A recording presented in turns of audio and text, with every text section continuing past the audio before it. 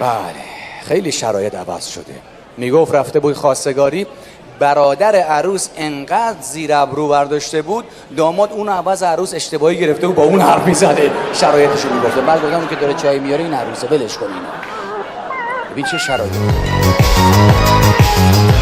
A question، سوال من اینه دخترها بهترن یا پسرها؟ نفهمیدم. دخترها بهترن یا پسرها؟ احسنت. دخترها نسبت به پسرها انسانهای بسیار بسیار قانعی هستند.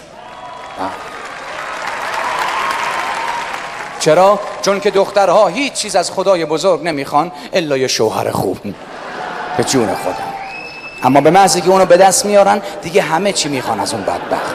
اون بعد بره جور کنه. به یه دختری گفتن شوهر چند حرف داره؟ گفت والا اگه پیدا بشه که حرف نداره. شوهر قدیم پیدا. میگم همه چی قدیم.